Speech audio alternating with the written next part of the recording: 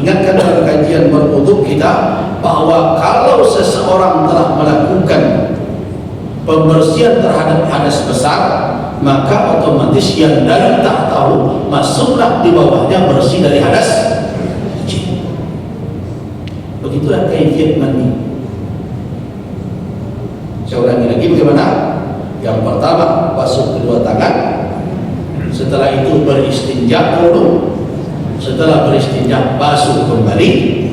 Kemudian berikutnya berwudu sebagaimana wudunya salat.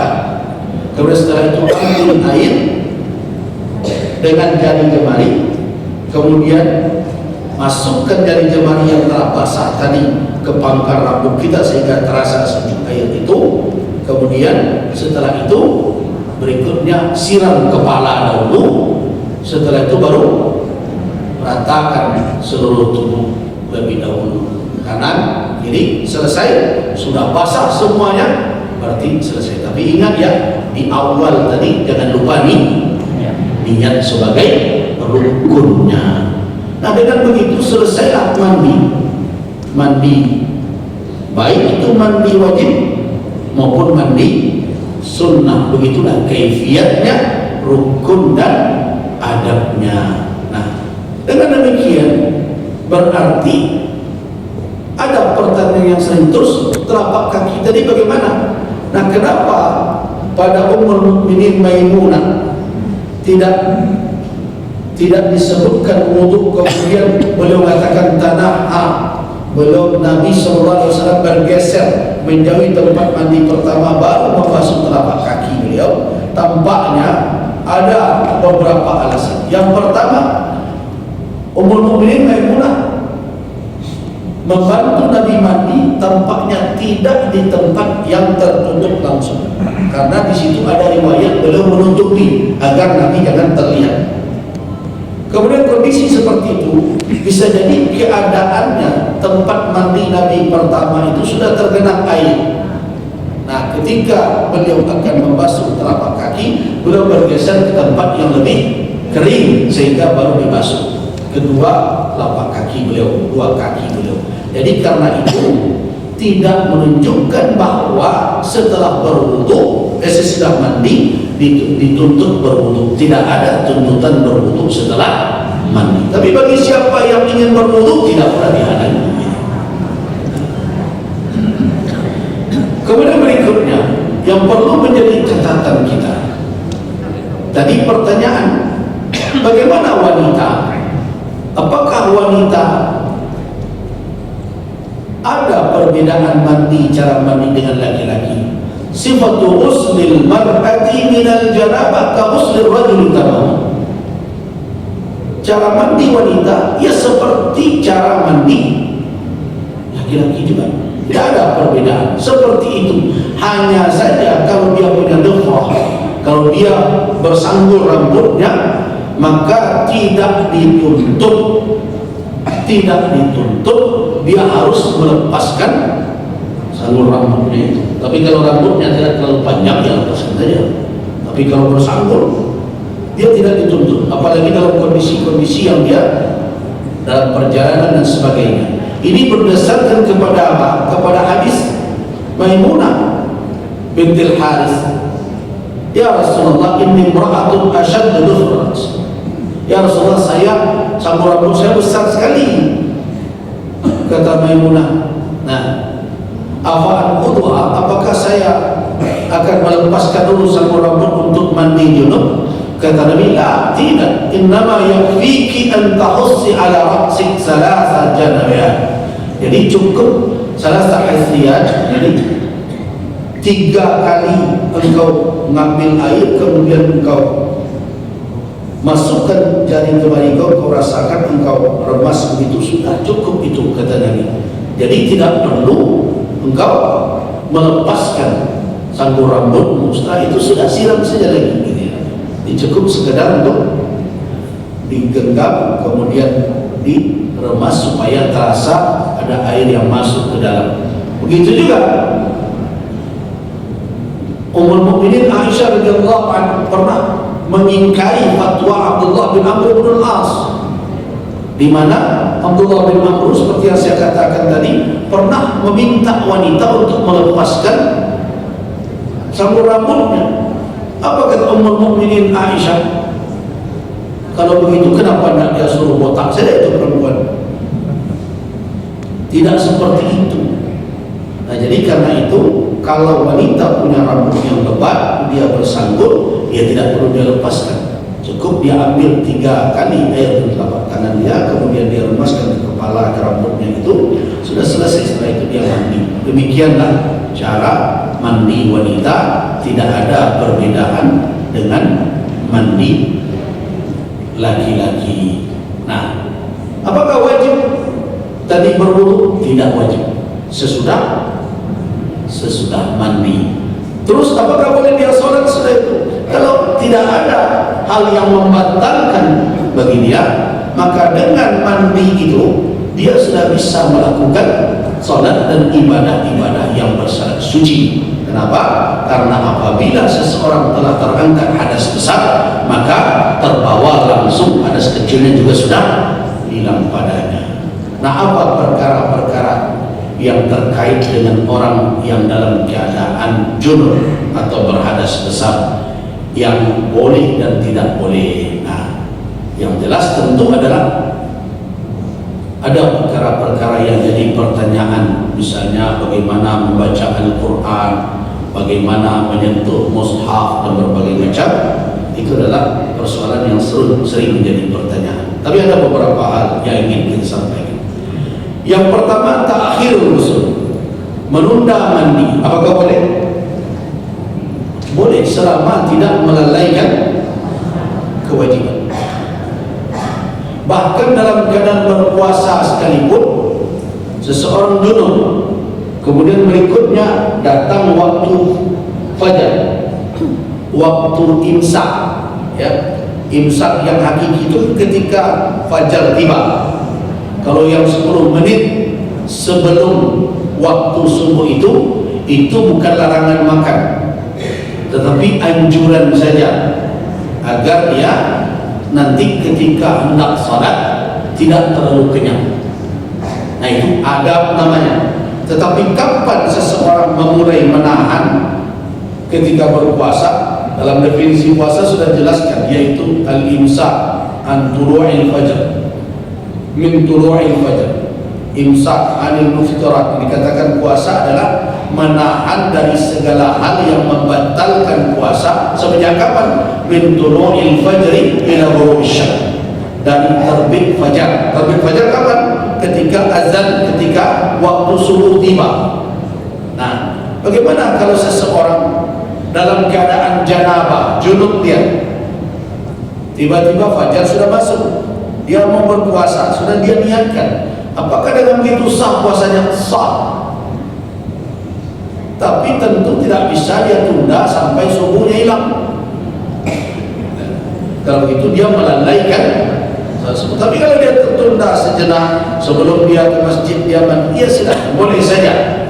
Nah, yajuzu lil junubi ta'khirul ghusl, boleh, berdasarkan hadis-hadis yang diriwayatkan dari Abu Hurairah, dari Anas. Rasulullah SAW pernah melakukan hal yang demikian, bahwa beliau kadang mengunjungi istri-istri beliau dalam keadaan janabah, ketika azan masuk baru beliau mandi. Nah, begitu juga yajuzu lil junub, orang yang junub boleh sajakah, bolehkah dia tidur sebelum dia mandi? Dia tidak mandi dulu, dia berhubungan malam hari, baru datang subuh dia tidur dulu, boleh saja, yajuz. Karena Rasulullah SAW idza arada an yanama wa huwa junub, cuma ada adabnya. Apabila seseorang setelah mungkin dia janabah, berhubungan dengan pasangannya, dengan istrinya, kemudian dia ingin tidur, adabnya Nabi SAW kalau tidak akan mandi seperti itu, beliau dahulu apa? Ghassala farjah, beliau cuci dahulu, basuh dahulu farj beliau, wa tawadda'a wudhu'a lis-shalah, dan beliau berwudu dahulu seperti wudu untuk salat. Nanti beliau baru baru mandi sebelum subuh tiba. Begitu adabnya. Kemudian berikutnya, orang yang dalam keadaan junub, apakah boleh seseorang membaca Al-Quran dan menyentuh mushaf? Ini sudah jelaskan ketika berwudu. Tidak ada halangan bagi seseorang membaca Al-Quran ketika dalam junub. Cuma ketika menyentuh mushaf, sebaiknya kalau tidak ada hajat mendesak, ini biasanya terkait dengan wanita, kadang jadi guru tilawah berbagai macam. Kalau seandainya bisa dia tidak menyentuhnya, melainkan dengan menggunakan hak pembatas atau minta tolong kepada orang lain berdoa, itu lebih baik. Tapi kalau ada hajat, maka tidak ada larangan bagi dia. Kenapa? Karena ulama tidak sepakat dengan tafsir dari ayat la yamassu illal mutahharun, apakah itu adalah Al-Quran yang maktub tertulis itu atau yang di Lauh Mahfuz sana. Kalau dilihat dari ayat, itu yang Lauh Mahfuz. Tetapi karamah, kemuliaan yang Lauh Mahfuz ada pada mushaf kita. Karena itu selama tidak ada keperluan, ya tidak perlu. Tetapi apakah dia bisa membaca tanpa menyentuh, seperti orang yang melakukan murajaah ketika dia penghafal Al-Quran dan berbagai macam? Boleh, tidak terlarang. Kemudian apakah boleh yang haid masuk ke masjid? Nah, perlu ingat bahwa jumhur ahli ilmi minal a'immah al-arba'ah, 4 imam madhab dan jumhur ulama, berbeda dengan kelompok Zahiriyah, berpendapat bahwa hukumnya haram menetap bagi orang haid, orang nifas dan junub di masjid. Itu berdasarkan kepada riwayat dari Ibnu Abbas, Ibnu Mas'ud minas sahabat. Tapi belum selesai masalah ini, ya. Jadi kalau selesai mungkin kesimpulannya jadi haram total. Dalil orang-orang yang mengharamkan adalah ya ayyuhalladzina amanu la taqrabus shalah wa antum sukara hatta ta'lamu ma taqulun wa la junuban illa 'abiri sabilin hatta taghtasilu. Ini hadis, ini ayat Al-Quran yang ada dalam surah An-Nisa ayat 43. Itu yang menjadi dalil tidak boleh menetap di dalam masjid. Nah, yang dimaksud dengan salat di sini, kata ulama, itu tempat salat, yaitu masjid. Dengan demikian berarti orang junub, orang haid, berbagai macam dilarang memasukinya kecuali dalam keadaan melintas saja. Nah, dengan demikian mereka kiaskanlah kepada orang junub tadi apa? Orang haid dan orang nifas. Namun perlu diingat bahwa penafsiran seperti itu adalah salah satu dari tafsir, bukan satu-satunya. Nah, karena sebagian ulama memahami yang dilarang itu ya sholat itu bukan masjidnya. Kan kata ayat kan la taqrabus sholat wa antum sukara, ya bukan tempat sholat. Nah, ini pendapat sebagian ulama. Orang yang junub jangan sholat, orang yang mabuk jangan sholat. Nah, kalau mau sholat ya mandi dulu, kan begitu. Jadi menafsirkan ayat melebihi dari petunjuk itu tidak tepat, kata orang yang membolehkan. Nah, kemudian ada hadis yang diriwayatkan dari Ummul Mukminin Aisyah, inni la uhillul masjid li haid wa junub. Saya tidak menghalalkan masjid dan haid untuk orang junub. Ini hadis diriwayatkan oleh Imam Abu Dawud dan Imam Al-Baihaqi. Para ulama hadis banyak mengkritisi hadis ini, bahkan ada yang menghukum hadisnya dhaif. Hadis ini dhaif, tidak boleh dijadikan sebagai hujjah. Kemudian juga hadis Ummu Atiyah. Ummu Atiyah ketika diberikan petunjuk tentang salat hari raya, salat raya kan disuruh keluar semuanya. Wanita haid juga disuruh kan. Cuma kata Nabi, hindarilah tempat saf orang yang salat. Nah, ini menjadi alasan, itu tandanya tidak boleh orang yang haid berada di tengah saf, dia harus berada di luar saf dengan dasar-dasar itu. Maka dengan demikian, kalau kita lihat bahwa dalil-dalil yang menyatakan pelarangan itu juga tidak kosong dari bantahan atau pengingkaran dari ulama lain. Nah, begitu juga hadis-hadis yang membolehkan. Terus bagaimana kesimpulannya? Kesimpulannya adalah kalau keberadaan wanita di masjid itu hajat, ada misalnya satu kajian keilmuan yang menurut dia atau kondisi tertentu yang menurut dia tidak bisa tinggalkan, nah maka dengan catatan dia hanya hadir untuk itu saja. Nah, kemudian dia menjamin tidak akan mengotori tempat sholat itu, maka pada waktu itu diberikan rukhsah untuknya boleh. Dengan catatan, tapi kalau bisa misalnya dia dengar melalui media, ya dengar saja boleh. Atau bisa dia tanyakan kepada ulama yang bukan di masjid itu, dia tanyakan saja. Tapi kalau dia menganggap bahwa dia perlu dengan ini, dia ada hal yang penting yang harus diapakan, sulit dia mendapatkan untuk yang lain, misalnya kondisi majelis itu perlu bagi dia, dan kemudian dia jamin bahwa keberadaannya tidak akan mengotori masjid, tidak akan mengotori tempat sholat, dan dia jaga, dia hanya hadir untuk itu saja. Artinya apa? Sebelum kajian dimulai, dia di luar saja. Kemudian berikutnya setelah kajian selesai, jadi tambah lemota ada kawan keluar. Nah, kalau dalam keadaan seperti itu hajatnya, dibolehkan dia hadir di majelis di masjid itu. Kalau tidak, maka tidak ada izin. Jadi yang haid dan macam angin di luar, penduduk dalam sajilah tidak dibenarkan. Nah, tetapi kalau hajat mendesak, dibolehkan dengan catatan persyaratan seperti tadi. Wallahu a'lam. Cukup saya rasa.